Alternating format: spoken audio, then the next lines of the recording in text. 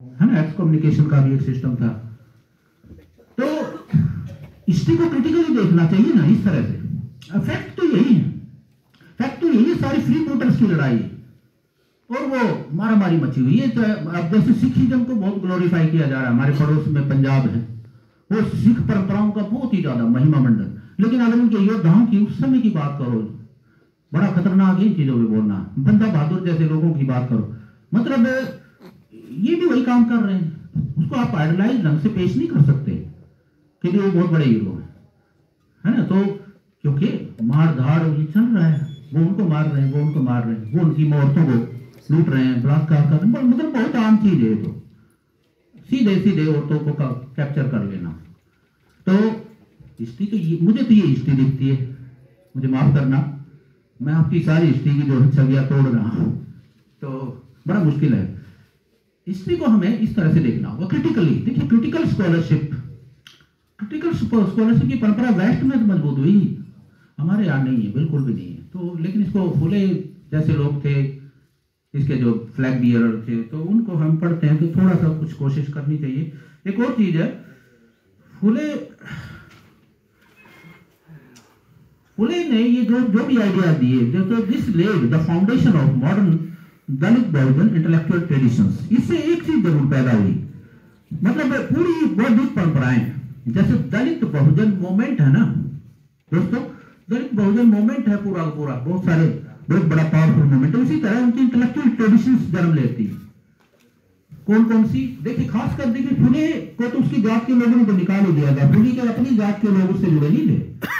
फुले के असली अनुयायी और फुले के असल में जो योद्धा हैं, वो तो बाहर थे, वो तो मातंग थे, दलित थे, वो तो ट्राइबल लोग भी थे कुछ। तो फुले उनके लिए ही बात करते थे। जैसे ये किताब है ना जो उनकी अछूतों की कहती है, तो वो पढ़ लो ना, ऐसा लगेगा जैसे अम्बेडकर बोल रहे हैं। फुले की कोई भी राइटिंग देख लो, ऐसा आपको लगता है, जैसे कल्टिवेशन पढ़ोगे तो ऐसा लगेगा जैसे फुले महिला बन गए। देखिए, सही तरीका ये होता है अपने आप को दूसरे की जगह रख के देखना, तब समझ में आ जाती है प्रॉब्लम। फुले जीएलडी के दे के नजरिए से नहीं देखते, फुले अपने इंटरलाइज कर लेते हैं, दलित को अपने अंदर इंटरलाइज कर लिया है। वो जो अछूतों कैफियत पढ़ोगे तो उसमें महार मातंग कैसे महारानी से मिलते हैं, कभी पूरी कल्पना करते हैं, वो कैसे उनको अपनी पीड़ा बताते हैं और कहते हैं कि भाई हमारे लिए विशेष अवसर देने पड़ेंगे। ये लोग ये सेल्फ इक्वलिटी के सिद्धांत से बात नहीं बनेगी। ये देखिए, पूरा आरक्षण का जो सिद्धांत है, ये वो आगे बढ़ा रहे हैं।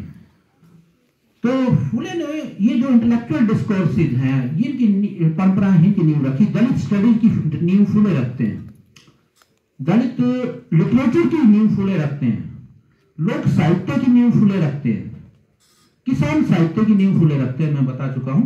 और इसके बहुजन जो दलित बहुजन डिस्कोर्स है पूरा पूरा, इसकी नींव फुले रखते हैं। तो फुले ने जो ये नॉलेज और पावर का जो ये मामला है, और उसके बाद सबाल्टर्न जो स्टडीज, इन दोनों आइडियाज को किस तरह से अपने ढंग से आगे बढ़ाया। बाद में इंटेलेक्चुअल्स ने इनको शायद, पता नहीं उन्होंने फुले पढ़ा होगा, फुको ने तो शायद फुले नहीं पढ़ा होगा, लेकिन रंजीत गोयल हो सकता है, थोड़ा देखना पड़ेगा, हो सकता है पढ़े हों। तो ये आइडिया देखो है हमारे देश में, ऐसे ऐसे थिंकर थे फुले जैसे, सावित्रीबाई फुले जैसे। तो अब मैं अपने लास्ट के आइडिया पे आता हूं। Education linked with social welfare and agrarian reforms. तो इससे भी शिक्षा जुड़ती है। जैसे शेतकार्य असूर में लिखते हैं वो किसान का कोड़ा में, he argues that economic exploitation of the peasantry is a result of their economic educational backwardness।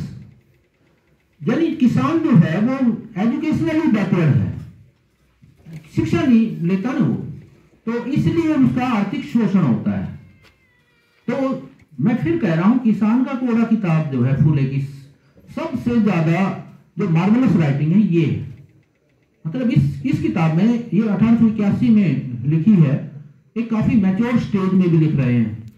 और क्योंकि फुले खुद किसान है, तो किसान कृषक समाज ही जो है असली समाज है महाराष्ट्र का भी और भारत का भी।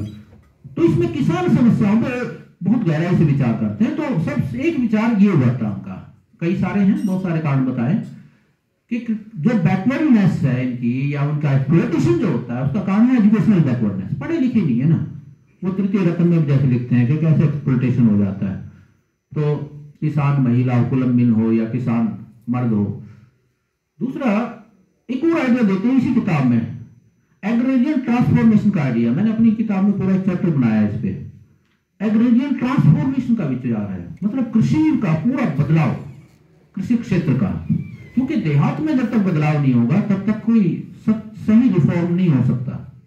और इकोनॉमिक रिफॉर्म तो उसमें भी एजुकेशन एक टूल है। एजुकेशन एक टूल है, और चीजों की भी बात कर रहे हैं। मैं यहाँ एजुकेशन पे ज्यादा फोकस कर रहा हूँ। उदाहरण के तौर पर इरिगेशन पे ज्यादा जोर देते हैं, भाई हमें सिंचाई की व्यवस्था बढ़ानी है। साइंटिफिक फार्मिंग की बात करते हैं, फार्मिंग जो है वो साइंटिफिकली करो तो आपकी जो है वो आय बढ़ेगी। इसी तरह रैशनल लैंड पॉलिसी की बात करते हैं, जिसमें ये मतलब रेवेन्यू पॉलिसी की भी बात करते हैं। ब्रिटिश सरकार को भी सुझाव देते हैं। आपको शायद पता हो कि फुले ने ये जो किताब लिखी थी, फुले ने बिल्कुल सीधा शॉर्टकट तरीका अपनाया। फुले ने अंग्रेज सरकार को सुझाव देना चाहते थे, बेसिकली ब्रिटिश सरकार के लिए थी। लिखी किताब और सीधा वायसराय को भेज दी, वायसराय को पोस्ट कर दी। और ये उस किताब में लिखते भी हैं कि you are sitting on the cool mountains of Shimla, पता नहीं you are aware or not about the plight of our peasantry. तो लेकिन ये मेरी किताब मैंने लिखी है, इसको जरा पढ़ना, आपको पता चलेगा किसान किन हालत में रह रहे हैं। तो इसीलिए वायसराय को भेज देते हैं। ये किताब अभी जो है नेशनल लाइब्रेरी कलकत्ता में है, वहां से वहां शिफ्ट कर दी गई बाद में। इसकी जो ओरिजिनल पांडुलिपि है और बाद में खैर पब्लिश भी हुई है किताब। तो इसमें बेसिक आइडिया यही है, वो किसान की जो चिंता कर रहे हैं कि हमें एग्रोरियल ट्रांसफॉर्मेशन लाने होंगे। वो खुद टैक्स की भी बात करते हैं, लैंड पॉलिसी की बात करते हैं, सरकार को ही सुझाव दे रहे हैं ज्यादातर। हालांकि उनको पता भी है कि सरकार मानने वाली नहीं है, ब्रिटिश सरकार से बहुत आशावादी भी नहीं है, फिर भी लिखते हैं। क्योंकि और किससे आशा करें, रात तो वो कर रहे हैं ना। देखिए रात तो वो कर रहे हैं ना। अभी एट प्रेजेंट जो है मतलब एक पार्टी रूल कर रही है यहाँ पे, तो सब लोग जो हमारे दलित बहुजन वाले लोग उससे जुड़ने की कोशिश करते हैं। बुरी बात नहीं है भाई राज तो वो कर रहे हैं तो इसलिए उनके पास जाना पड़ेगा। तो फुले जाते हैं, लेकिन फुले वाले क्रिटिक और कॉलोनियल ऑर्डर ये भी है, कई चीजों में तारीफ भी करते हैं। तो एग्रेरियन ट्रांसफॉर्मेशन का जो विचार है it is linked with literate peasantry. यहाँ पे वो इस बात पे भी जोर देते हैं कि किसानों को लिटरेट होना पड़ेगा, किसानों को पढ़ाना पड़ेगा, तब वो समझेंगे कि किस तरह से बेहतर फार्मिंग करी जा सकती है, किस तरह से इरिगेशन के साधन अपनाए जाते हैं, किस तरह से जो है इनको पढ़ाई जा सकती है। और एक और चीज है, फुले ने मास एजुकेशन की बात करी। हंटर कमीशन को जो रिप्रेजेंटेशन दिया था उसमें वो मास एजुकेशन का आइडिया देते हैं। विमेन एजुकेशन का भी आइडिया वहां पे है, दलित एजुकेशन का भी, और in general in total mass education का विचार है। पहला थिंकर है इंडिया का जो कि मास एजुकेशन की बात करता है। बल्कि किसी ने भी, जितने और लोग थे, बहुत सारे लोगों ने हंटर से को दिए थे अपने एविडेंसेस, और लोग क्रिटिक करते हैं इवन फुले का, ये क्या बात कर रहे हैं, कैसे आप सब लोगों को पढ़ा सकते हो। फुले ने लेकिन उस जमाने में ये कहा कि जरूरी है मास एजुकेशन। किस लिए? मतलब सोशल ट्रांसफॉर्मेशन करना है आपको, समाज के निचले लोगों तक बदलाव लाना है, तो सबको शिक्षा देनी पड़ेगी और कंपलसरी देनी पड़ेगी। फ्री एंड कंपलसरी एजुकेशन का आइडिया भी फुले ही देते हैं। ये हंटर कमीशन का जो रिप्रेजेंटेशन है ये बड़ा पढ़ने लायक है, इसमें सारे आइडिया हैं। दलित एजुकेशन का भी है, फ्री में एजुकेशन देनी पड़ेगी, खासकर वीमेन को और डाउन ट्रोडन को। हमें जो है स्पेशल उनके लिए स्कूल खोलने होंगे, दलित के लिए अलग स्कूल खोलने होंगे। तो it was something like today's inclusive education system, जो आज हमने सिस्टम अपनाया है। संविधान लागू हुआ, संविधान के बाद ये संविधान में डायरेक्टिव प्रिंसिपल में भी ये बात आई कि भी मास एजुकेशन होना चाहिए। तो फिर बाद में एक एक्ट भी बना। तो मास एजुकेशन इंक्लूसिव एजुकेशन की ओर आज हम बढ़ रहे हैं, लेकिन ये आइडिया 19वीं सेंचुरी में फुले दे चुके थे बाकायदा डॉक्यूमेंट्री रूप में। एक और चीज है, फुले ने एक और आइडिया दिया, शायद कम लोग जानते हैं इसके बारे में, वो है आइडिया ऑफ सार्वजनिक सत्ता। फुले ने ये जो है ना मतलब बड़े शानदार आइडिया। एक सार्वजनिक सत्य धर्म जो किताब है उसमें वो सत्य धर्म का भी एक आइडिया देते हैं। लेकिन मैं सार्वजनिक सत्ता की बात करता हूं। सार्वजनिक सत्ता मीन्स पब्लिक अथॉरिटी।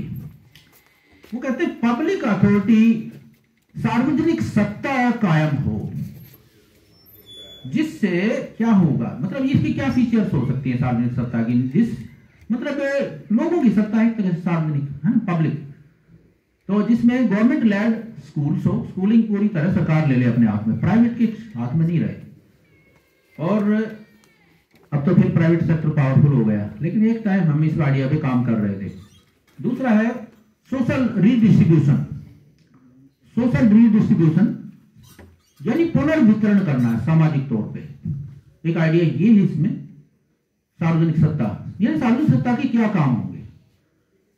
तो तीसरा है वुमेन एम्पावरमेंट। ये भी उस सत्ता को करना है, महिलाओं को एम्पावर करना, और बहुजन एम्पावरमेंट। और इसके अलावा ए मॉरल डेमोक्रेसी, मतलब पॉलिटिकल डेमोक्रेसी का आइडिया तो नहीं देते खुले, क्योंकि उस समय मतलब उस जमाने की बात नहीं थी, वो थोड़ा सा आगे का आइडिया है। तो लेकिन हाँ, मॉरल डेमोक्रेसी मतलब एक समाज का भी दायित्व है, समाज जो है उस तरह से मोरल ढंग से आगे बढ़े, जहां इक्विटी का जो आइडिया है।